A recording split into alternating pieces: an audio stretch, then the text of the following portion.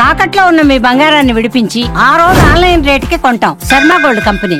నమస్తే, welcome to Suman TV. నేను గిరిజ. ఈ ఫిబ్రవరి మాసంలో ద్వాదశ రాశుల వారికి ఏ విధంగా ఉండబోతోంది? ఫిబ్రవరి 1వ తేదీ నుంచి 15వ తేదీ వరకు, అంటే మనకు ఆల్మోస్ట్ ఒక 15 రోజుల వ్యవధిలో మరి ఏవైనా మార్పులు చేర్పులు జరగబోయే అవకాశం కనిపిస్తోందా? ఒకవేళ ఏవైనా మార్పులు ఉంటే వాటికి చక్కటి పరిహారాలు కూడా ఉండాలి కదా.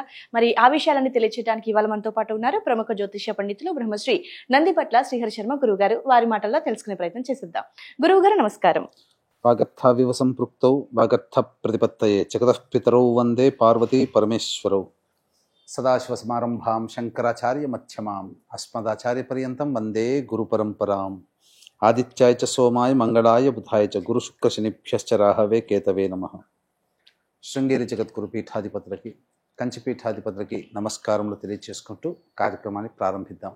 గురుగారు, ఈ ఫిబ్రవరి మాసంలో 1 నుండి 15వ తేదీ వరకు మేషరాశి వారికి ఏ విధంగా ఉండబోతుంది అంటారు? గురుగారు తెలియజేస్తారా? 1వ తారీఖు ఫిబ్రవరి నుంచి 15వ తారీఖు ఫిబ్రవరి వరకు మేషరాశిలో జన్మించినటువంటి వారికి ఏ విధంగా ఉండబోతుందో తెలుసుకునే ముందు గ్రహ సంచారం తెలుసుకుందాం.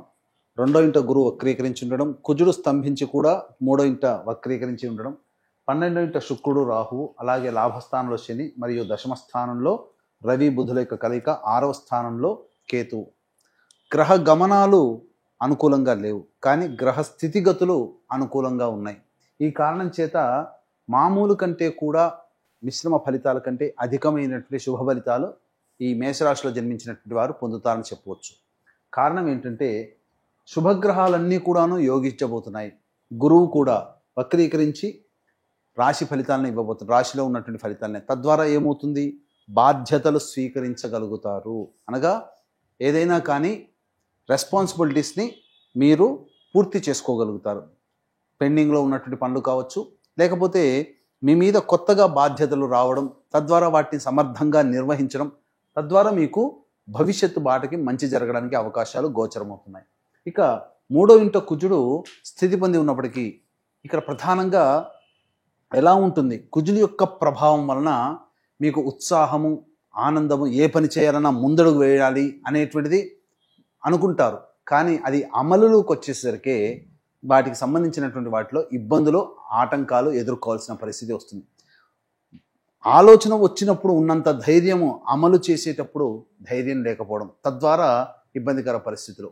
సమయానికి, అనుకున్నటువంటి సమయానికి స్నేహితులు కానీ లేకపోతే సోదర సోదరీమణులు కానీ మీరున్నటువంటి సమస్యలకి మీకు అందుబాటులో ఉండలేకపోతారు. తద్వారా ఏమవుతుంది? మీ కష్టాన్ని మీరే పడాల్సినటువంటి పరిస్థితి. ఎదుటి వాళ్ళ సహాయ సహకారాలు ఈ 15 రోజుల వరకు ఆశించకపోవడమే చాలా మంచిదని గమనించాలి. ఇక ప్రధానంగా లాభస్థానంలో శని, దశమస్థానంలో రవి, బుధుడు, ఇవన్నీ కూడాను యోగదాయకమైనటువంటి పరిస్థితులు. 11వ తారీఖు నుంచి బుధుడు, 12వ తారీఖు నుంచి రవి మార్పు చెందినప్పటికీ కూడా ఇంతకుముందే చెప్పుకున్నట్లుగా గ్రహస్థితిగతులు అనుకూలంగా ఉన్నాయి. కావున మీకు పైకి కనిపించినటువంటి సమస్యల కంటే మీకు భగవంతుడే దారి వేసి మీకున్నటువంటి సమస్యల్ని మీకు తెలియకుండానే పరిష్కరించబోతున్నాయి గ్రహాలు. కాబట్టి సమస్యలుగా ఉన్నట్టుగా అనిపిస్తాయి, కానీ గ్రహాలు వాటి శుభ ఫలితాలు ఇవ్వడం వల్ల ఆ సమస్యలు మిమ్మల్ని బాధించకుండానే తొలగిపోతాయని చెప్పవచ్చు. కాబట్టి అన్ని గ్రహాలు, ఒక్క కుజగ్రహ ప్రభావం ఒక్కటి తప్ప గురుడు యోగిస్తున్నాడు, శుక్రుడు, రాహువు, శని, రవి, బుధుడు, కేతువు, ఇన్ని గ్రహాలు యోగిస్తున్నప్పుడు మీరు సమస్యలకి భయపడకుండా పట్టుదలతో ముందడుగు వేస్తే మేషరాశిలో జన్మించినటువంటి వారు అన్ని విధాలుగా యోగదాయకంగా ఉంటారని చెప్పవచ్చు. ముఖ్యంగా స్త్రీ సౌఖ్యము కనబడుతుంది. స్త్రీలతో వివాదాలు ఉన్నటువంటి వాళ్ళకి ఆ వివాదాలు, వివాదాస్పదంగా ఉన్నవన్నీ కూడాను సమసిపోతాయి. అలాగే ప్రధానంగా ఈ మేషరాశిలో జన్మించినటువంటి వారికి వివాహం కాని అబ్బాయిలకి, అమ్మాయిలకి సంబంధాలు కుదిరే అవకాశాలు కూడా గోచరమవుతున్నాయి. ముఖ్యంగా ఎఫ్ఎంసీజీ రంగంలో ఉన్నటువంటి వారు, అలాగే సంబంధించినటువంటి ఈ educational business, jewellery business, boarding and lodging, hotels, restaurants నడిపేటువంటి వాళ్ళు, అలాగే చేతి వృత్తుల్లో ఉన్నటువంటి వాళ్ళు, road side vendors, curry points, ఫుడ్కి సంబంధించినటువంటి వ్యాపారస్తులు, ఎవరైనప్పటికీ కూడా వాళ్ళకందరికీ కూడా అనుకూలంగా ఉండబోతుంది. వ్యాపార విస్తరణకి సంబంధించి కావచ్చు, ధనాదాయ మార్గాన్ని పెంచుకునే పరిస్థితులు కావచ్చు, అన్నీ అనుకూలంగా ఉండబోతున్నాయని చెప్పవచ్చు.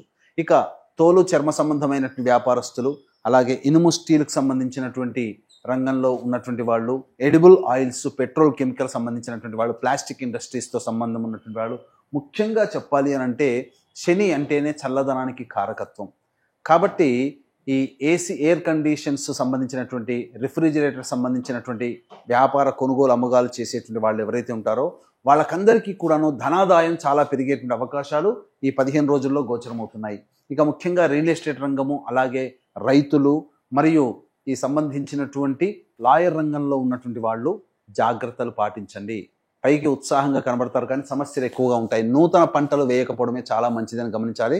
కొత్త పంటల జోలికి వెళ్లకుండా మీకు తెలిసినటువంటి పంటలనే రైతులు వేసుకుంటే చాలా మేలని గమనించాలి. ఇక ప్రధానంగా గమనించుకున్నట్లయితే ఈ సంబంధించినటువంటి విద్యార్థులకి ఉన్నత విద్య కోసం చేసేటువంటి ప్రయత్నాల్లో విద్యార్థులు చక్కటి శుభ ఫలితాలు పొందుతారని చెప్పవచ్చు. అన్నిటికంటే ప్రధానంగా కోరుకున్నటువంటి విద్యాలయాల్లో మీకు ప్రవేశం లభించబోతుంది. అన్నిటికంటే ప్రధానంగా ఈ గవర్నమెంట్ సంబంధం ఉన్నటువంటి ఉద్యోగస్తులు కావచ్చు, గవర్నమెంట్ పరంగా ఆదాయాన్ని ఆశించేటువంటి వ్యాపారస్తులు అనగా కాంట్రాక్టర్లు కానీ, లేకపోతే గవర్నమెంట్ సంబంధమైనటువంటి విధంగా ఆదాయాన్ని పొందేటువంటి ఇతర మార్గాల్లో ఉండేటువంటి వాళ్ళు ఎవరైనప్పటికీ కూడాను అనుకూలంగా ఉంటుంది. మీకు బదిలీల కోసం చేసేటువంటి ప్రయత్నాలు అయితే ఈ యొక్క సంబంధించినటువంటి 12 తర్వాత 12, 13, 14, 15 ఈ 4 రోజుల్లో బదిలీలకు సంబంధించిన ప్రయత్నాల్లో మీకు మంచి వెసులుబాటు కలుగుతుందని చెప్పవచ్చు. అలాగే ఈ తర్వాత చూసినట్లయితే ఈ యొక్క మేషరాశిలో జన్మించినటువంటి వాళ్ళకందరికీ కూడాను సాధారణం కంటే అధిక స్థాయిలో మంచి శుభ ఫలితాలు పొందేటువంటి అవకాశం గోచరమవుతుంది. అయితే ప్రధానంగా ప్రతి మనిషి జీవితంలో కూడా ప్రధానమైనటువంటిది ధనము. కాబట్టి 1వ తారీఖు నుంచి 15వ తారీఖు వరకు ఏ రోజుల్లో ఖర్చులు అధికంగా ఉంటాయి, ఏ రోజుల్లో ఆదాయం ఎక్కువగా ఉంటుందనే విషయాల గురించి క్లుప్తంగా తెలియచేసుకుందాం. వీక్షించేటువంటి ప్రేక్షకులకి గమనిక, ఈ మాఘమాసము, పవిత్ర మాఘమాసం సందర్భంగా 3 నదులు కలిసేటువంటి చోటు ప్రయాగస్థలి, త్రిస్థలి అంటారు.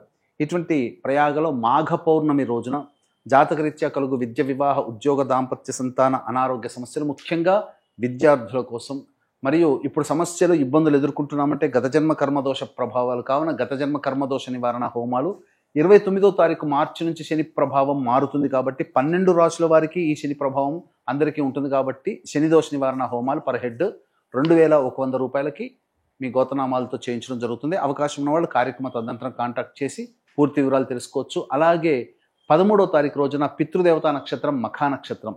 ఈ మఖా నక్షత్రం రోజున పిండ ప్రధాన కార్యక్రమాలు కూడా చేయించడం జరుగుతుంది. అవకాశం ఉన్నవాళ్ళు కార్యక్రమ తదనంతరం కాంటాక్ట్ చేసి ఈ వివరాలు కూడా తెలుసుకోవచ్చు. ఇక గమనించుకున్నట్లయితే 1వ తారీఖు రోజున మీకు అన్ని రంగాల్లో ఉన్నటువంటి వారికి అధిక ధనాదాయం గోచరం అవుతుంది. ఇక ఏ విధంగానైనా కానీ సంతోషంగా ఉంటారు. అలాగే 2, 3 తారీఖులో కనుక గమనించుకున్నట్లయితే మానసికమైనటువంటి ప్రశాంతత లోపిస్తుంది, ఖర్చులు అధికంగా ఉంటాయి, స్త్రీ మూలకంగా ఖర్చులు అధికంగా ఉంటాయి, జాగ్రత్తలు పాటించండి. ఇక 4, 5 తారీఖుల్లో కనుక చూసుకున్నట్లయితే విందులు వినోదాల్లో పాల్గొంటారు, పాత స్నేహితుల్ని కలుసుకునే అవకాశాలు ఉంటాయి, పెండింగ్ పనులని పూర్తి చేసుకుంటారని చెప్పవచ్చు. 6, 7, 8 తారీఖుల్లో కనుక చూసుకున్నట్లయితే ప్రధానంగా దైవ సంబంధమైనటువంటి వ్యవహారాల్లోనే ఖర్చులు అధికంగా ఉంటున్నాయి కాబట్టి జాగ్రత్తలు పాటించండి. కుటుంబ సభ్యులతో వాగ్వివాదాలు పెట్టుకోకుండా ఉండడమే చాలా మేలనేటువంటి విషయాన్ని గమనించుకోవాలి. ఇక 9, 10 తారీఖుల్లో కనుక చూసుకుంటే కొత్త వ్యక్తుల యొక్క పరిచయము కలుగుతుంది. అలాగే మీ యొక్క అవసరాలకి ఖర్చులకి తగ్గట్టుగా ధనాదాయం కూడా పెరుగుతుంది. మీ సోదర సోదరీమణులు, మీ యొక్క సంబంధించినటువంటి స్నేహితులు మీ అవసరాలని తీరుస్తారని చెప్పవచ్చు. ఇక 11, 12 తారీఖుల్లో 13, 14 తారీఖుల్లో కనుక చూసుకున్నట్లయితే భూ సంబంధమైనటువంటి వాహన సంబంధమైనటువంటి మరమ్మతులకి, అలాగే గృహోపకరణాలకి ఖర్చులు అధికంగా ఉంటాయి. వాహనాన్ని నడిపేటప్పుడు జాగ్రత్తలు పాటించాలి. మీ ఆరోగ్యం పట్ల కూడా శ్రద్ధ వహించాలి. ఎక్కువగా వృధా కాలయాపన జరుగుతుంది ఈ 4 రోజుల్లో. అంతేకాకుండా సమస్యలు అధికంగా ఉంటాయి. ఎలా వాటిని పరిష్కరించుకోవాలనే విషయంతోనే మానసికమైనటువంటి ఒత్తిడికి గురవుతారు. ఖర్చులు కూడా అధికంగా ఉంటాయని చెప్పవచ్చు. ఇక 15వ తారీఖు రోజున మాత్రం మీకు రాని బాకీలు వసూలు అవుతాయి, ధనాదాయం చక్కగా ఉంటుంది, ఖర్చులని వెళ్ళదీసుకుంటారని చెప్పవచ్చు. తర్వాత చెప్పొచ్చేది ఏమిటంటే ఈ యొక్క 1వ తారీఖు నుంచి 15వ తారీఖు వరకు ప్రధానంగా 2, 3, 11, 12 తారీఖుల్లో మీకు ఖర్చులు అధికంగా ఉంటున్నాయి. కావున ఖర్చుల శాతాన్ని తగ్గించుకోవడమో లేదా వాయిదా వేసుకోవడమో చేసుకుంటే మరింత మెరుగైనటువంటి ఫలితాన్ని పొందుతారని చెప్పవచ్చు.